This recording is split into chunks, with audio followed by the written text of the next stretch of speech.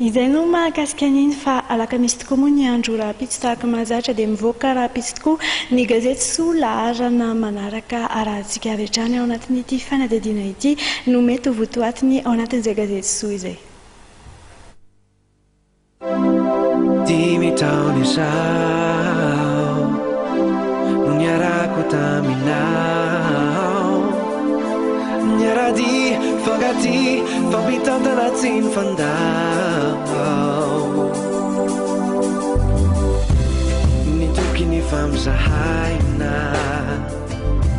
totoary manoana nyaina. Toy ny mahazatra isan-kerinandro dia ivoaka rahampitso alakamisy maraina ny gazety Soa laharana fahavalo ambin'ny folo sy efajato. Toy izao indray ireo santionan-dohateny izay ho hitanao anatin'ity gazety ity izay ampasahivina antsika ihany fa mivoaka amin'ny teny malagasy sy teny frantsay miaraka.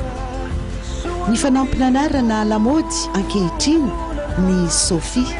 Ahoana hono ny momba izany ho hitanao amin'ny pejy fahadimy ny gazety Soa ny andinindin'izay. Eo amin'ny resaka lamaody izay ihany misoroka no omena vahana. Ahitanao didy akanjo vaovao tena manendrika ny vehivavy indrindra amin'izao andro mafana sy amin'ny akatoky ny fankalazana ny fetin'ny farantaona izao. Fomba hafakely mampiena ny fanahitainana amin'ny alalan'ny pince à linge. Eo amin'ny resaka fahasalamana indray kosa no ahitanao izay ao amin'ny pejy fahatelo.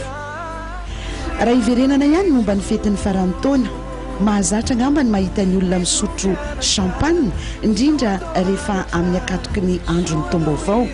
Ny momba ny champagne ary no velabelarina amintsika indray ato anatin'ny gazety Soa ao amin'ny pejy fahafito.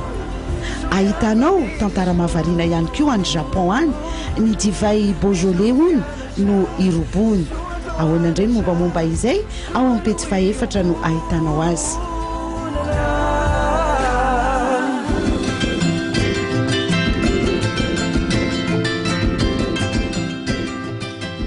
Amin'ny teny frantsay kosa indray, les 10 villes les plus belles au monde pour fêter Noël.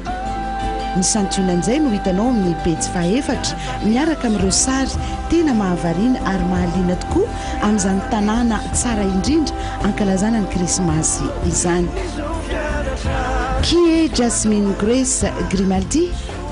Izany no olo-baovao indray ho ampahafantarin'ny gazety Soa anao ao anatin'ity laharana ity ao amin'ny pejy fahaefatra.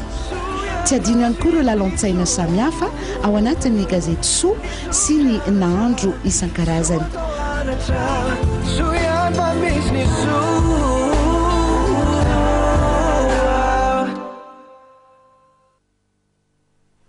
Ie, dia izay ihany koa no mamarana tanteraka ny fampahalalam-baovao amin'izao alina izao ankasitrahaka ianao naharaka ny fampahalalam-baovao hatramin'ny farany 5:20 minitra amin'ny 8 latsaka fefany eto amin'ny trano fitenenanay manome fotoananao indray rahampitso ny tenako ato anatin'ny fampahalalam-baovao hatrany.